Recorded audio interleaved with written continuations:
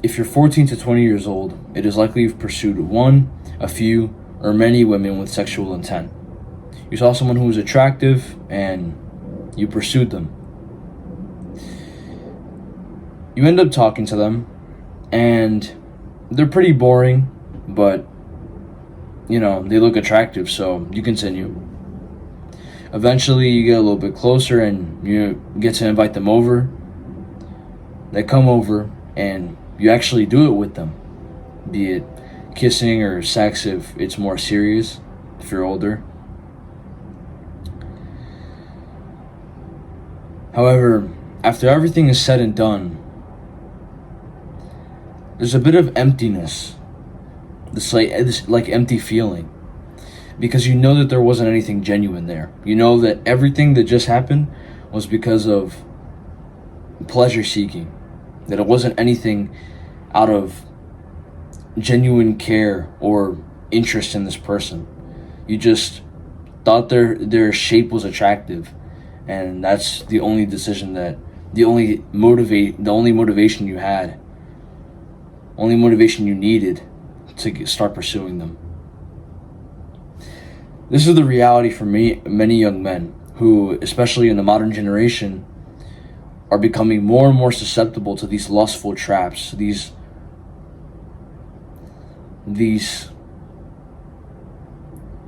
cancers, I'd say.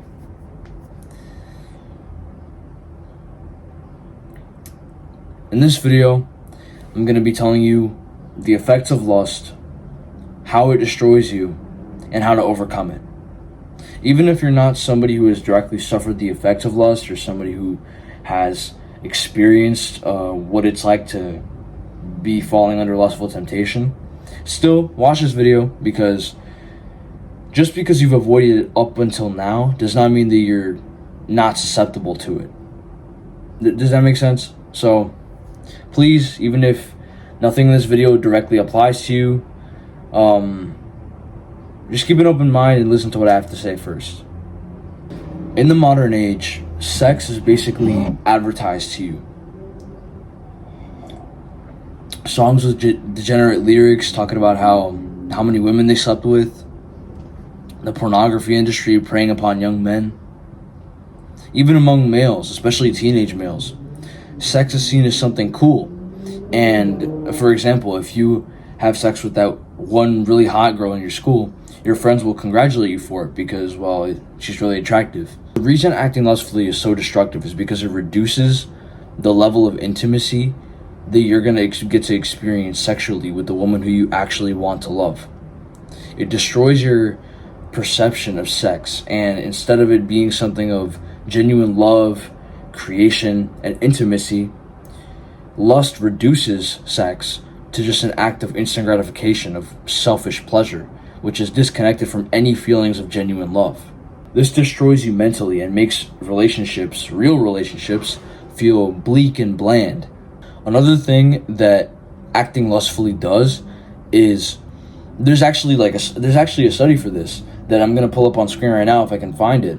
But the level of promiscuity that you have in previous relationships actually decreases the likelihood that when you get into a real relationship, like a marriage, you're going to stay loyal. People found, I forget who these researchers were, but they found that when a woman, I think it was woman specific, but the same logic probably applies to a man, that if these women had cheated in the past and had multiple partners in the past and had mostly like a lot of one night stands and were in the club very often, when they got into a real relationship, the tendency to cheat and to leave that relationship for someone else was a lot more, like cheating was a lot more likely in those relationships with those types of women compared to those who weren't as promiscuous or weren't promiscuous at all, right? So acting lustfully, literally, it doesn't only reduce the amount of love that you're going to feel for a person, it not only reduces the amount of intimacy in sexual experience, but it quite literally makes you unable to stay loyal. Because if you've had a past of cheating on other partners, staying in a long-term relationship seems boring to you, and you're gonna want to cheat. Which, it sounds fucked up, but it's true. Pornography has its own bundle of issues too. It shortens attention span. It warps your perception of women, so you see them as sexual tools, not people. It creates psychological erectile dysfunction, which, by the way, erectile dysfunction is something that you're supposed to get when you're like 70. When you have like 0 to -3 testosterone, -500 testosterone, and your erection is basically gone. But psychological erectile dysfunction is commonly found in teenagers, young males, young adults, ages 15 to like mid-20s, around there. Probably younger, actually. I think it was most common around like the 17, 18 range. But the point is, these kids are getting erectile dysfunction at ages literally 60 years prior than what they should have been. This is because what pornography does is it desensitizes you to these perfect women. So getting into a real relationship seems boring, right? Have you, like, if you go into any, I don't want to get people to relapse right now, but if you go onto any, like, one of those sites, most of the topics are taboo, right? Like, there are things that are genuinely not allowed in like modern society that most people would see as like disgusting or whatever. Most people expose themselves to that, and so when they get into a regular relationship, it's not as exciting anymore, right? Does that make sense? Not only is it desensitizing you to these like perfect women who look nothing like the average woman because they've had like 5,000 plastic surgeries, but it also makes the idea of just having sexual experience with a partner less exciting, because you've already been exposed to all these taboo topics that regular, what is supposed to be intimate sex, doesn't seem as interesting to you. It's not as exciting. Therefore, a lot of men literally cannot get hard because they've spent the majority of their young lives exposing themselves to this content. Pornography ruins your ability to handle life. And this isn't just like me saying, like bias, oh, I hate pornography so much, and then I'm just like making up cons. It literally ruins your ability to handle life. There are men who get literal divorces because they can't, their wives are so fed up with their addiction that they can't, like, they can't deal with being in the house and then walking in on their husband jacking off to some other woman on the computer screen instead of showing that love to her. It destroys relationships. Most people who are addicted to pornography spend most of the day in like a fantasying state. So they literally cannot, this is why it shortens your attention span, because you literally cannot concentrate on something for more than 5 seconds without having your thoughts fantasize about a sexual experience that you're never gonna experience it, by the way. Whatever fantasy you're having, it's not gonna happen. So stop thinking about it. What's more sad is that as more time goes and technology progresses, pornography becomes more seamless with reality. So right now it was like VHS. No, it was magazines. Then it was VHS. Then it was pornographic sites where like the thing was recorded and literally put online. Then it was the drawings or whatever. Now it's going to be AI, making it whatever people want to experience even more seamless. Then it's going to be VR. Okay, you saw that Apple thing that came out? Dude, this is going to be a problem. It's going to be a massive problem. Because now the pornography industry is going to be blending itself with reality, and people, not only those who are addicted, but people with mental problems. Because the thing is, things like pornography and those highly stimulating experiences, people who have I'm not gonna say like it's if you have autism you're more susceptible, because I really don't know, but I know that if your mind hasn't properly formed, I guess is the best way to put it, you are more susceptible to these high stimulating experiences, right? Imagine what it's going to be like when pornography and AI mix, and then you could literally have like, you can make it look like there are two people in the room with you. Imagine what that's gonna be like. It's literally going to destroy so many people because it's gonna be so much more enticing than a real relationship. The pornography industry is destroying romantic interest, like real romance. It's destroying love. And it seems like something so far-fetched, especially if you're a dumb little teenager. You're like, no. Actually, masturbating is really good for you. It reduces your risk of prostate cancer. It's a healthy alternative to sex. It's just shut the fuck up. Shut up. You sound so stupid. The thing is, like, I wish I was making that up, but these are arguments that people really make, and I was actually making them. I used to make them as well. I would literally go on, like, be online, little 10-year-old stuff. I don't know what the fuck I'm talking about. Dude, it's really good. It's really good for you, bro. It's really good. No, it's not. It's not good for you.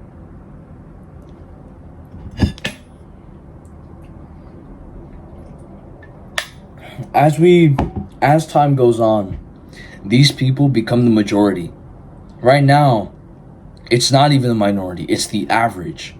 The average person you know is likely addicted to pornography. And as time goes on, the majority is going to be. And pornography is going to be everywhere. And there's going to be even more promotion of sex than ever before. All of this is planned. Every single part of it, or at least the majority of it, right?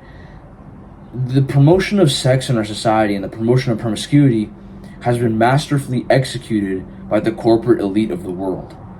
Here's how. Our society is highly estrogenic in the food, the environment, even the ideals, right? Those videos of people online saying it's okay to be fat, it's okay to be weak. The reason for this is because the reason, like, the corporate elite have either done this or have allowed it to continue happening is because the WEF, the corporations, and our government, they want weak, docile men. The reason for this is because estrogenized, docile, emotional, weak men are unable to fight in a rebellion. When there's a war, the people who are going to be on the front lines, the majority is going to be men. Strong men. What do you need for strong men? High testosterone. Because high testosterone contributes to muscle mass, emotional control, even things like capacity for violence.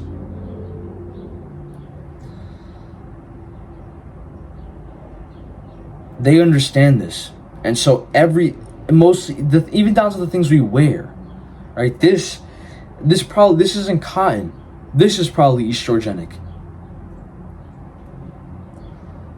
They do this because they understand that weak men could never fight back against them. And that is what they need to make sure that there are no enemies to stand against them, or at least no enemies to do anything about it.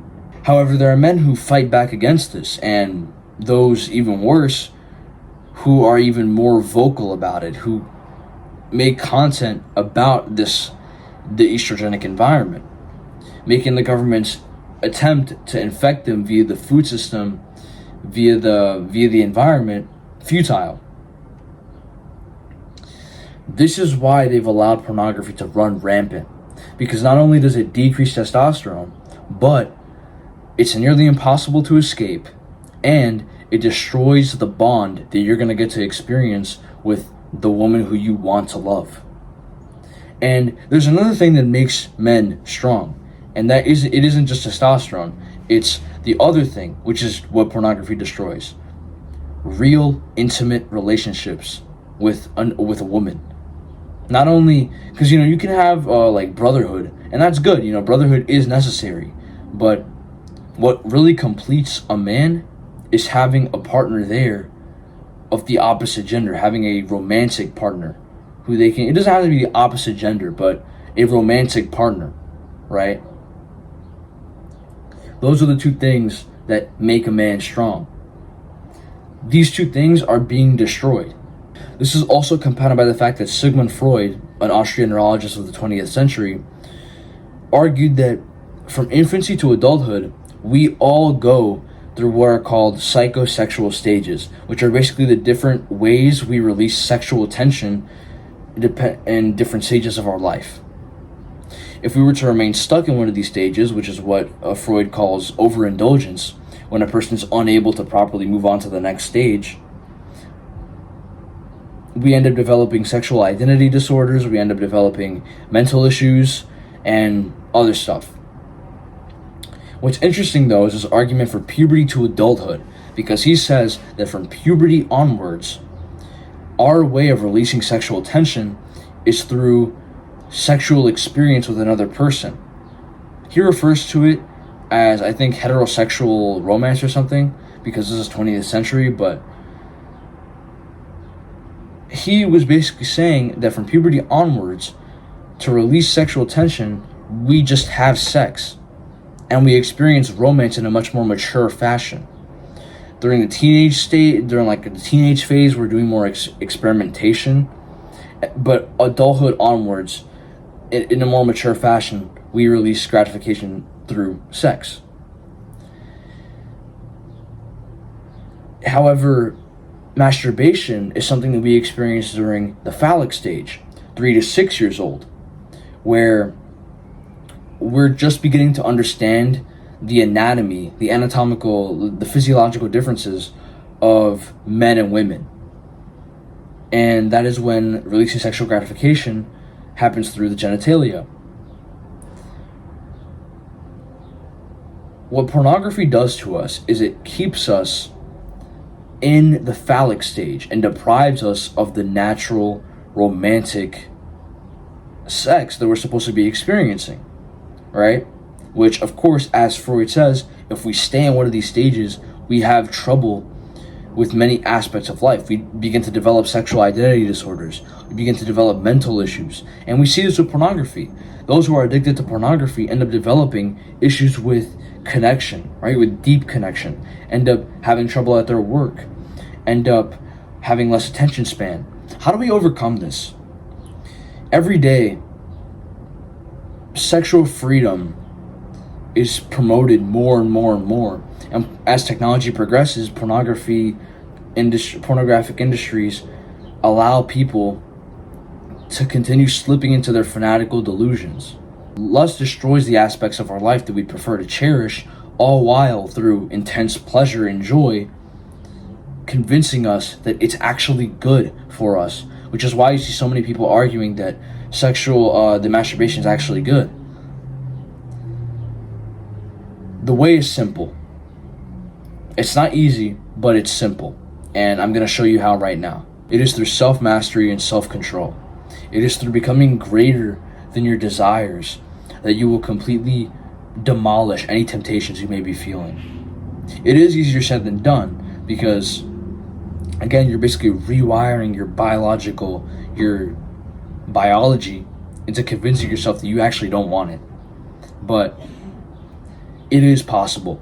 First, you must become self-aware. You must admit to yourself audibly that there needs to be a change in your life.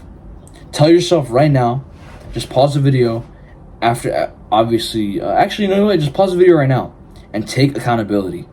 Tell yourself, yes, I am suffering with this addiction of lust. I am suffering with being lustful. I am not the best person I could be. I want to change that. You have to first tell yourself, acknowledge that there's a problem that exists. Secondly, detach. You are much more likely to cave into your temptations if you're surrounded in an environment that is constantly tempting. Of course, when you become more advanced, a good thing to do is like have the temptation right in front of you or something that's very tempting in front of you and like train your will to not want it, right? Train your will to not cave into it. But for now, you're not at that level yet. So what you must do is detach. And there are philosophies available to you that make this a lot easier.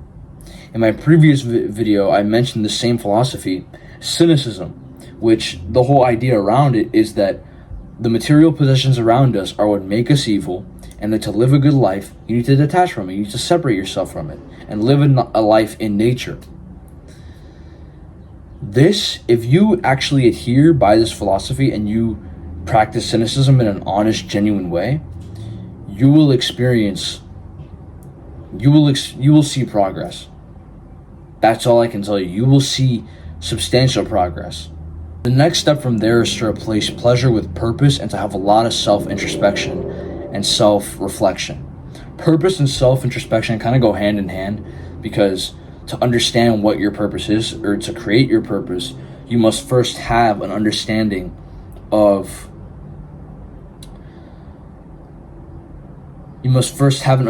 who you are, of what you want, of what you believe in, what you believe is good or bad, which I'm making a video on.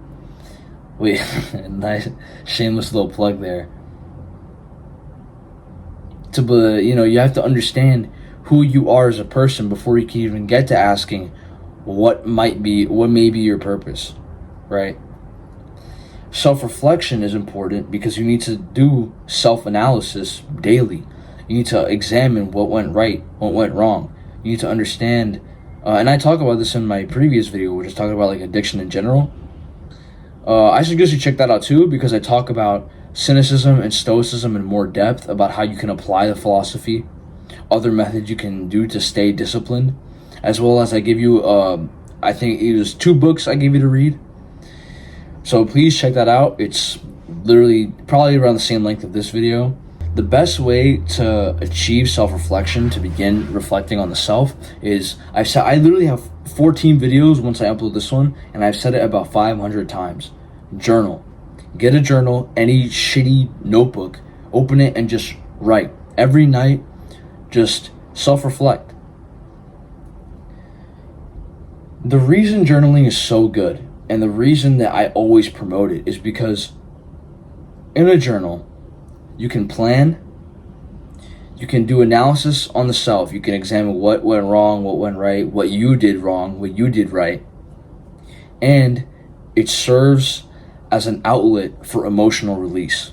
You can just write down what you're feeling, and then that's it. You don't need to think, because I know that for a lot of people, especially with trust issues, talking to other people is very difficult, because you know, or you think you know, that they're going to use that against you in the future. And to prevent that, you don't talk to them about anything you're feeling. But at the same time, if you don't talk to anyone about how you're feeling, you go through your own like little version of hell, basically. You're constantly fighting this internal battle with yourself, and it's not fun. So get a journal, not only for like the self-reflection, but just for the emotional release, right? Any frustration, any anger you have pent up, you can release it without self-restraint. You can just write down whatever you're thinking, and you don't have to worry about anyone reading it, because it's yours. Once you stop letting lust fill the holes of your life, something must replace it. The thing we're going to be replacing it with is purpose. To properly cultivate your purpose, you must do a lot of self-introspection first. Because without having proper understanding, without having a firm grasp on who you are, it's likely that the desires will not be true to who you are. They won't align with your personality. They'll be grounded in something else, in other people, in other people's ideals, in other people's reactions and opinions towards you, which is not what we're looking for here.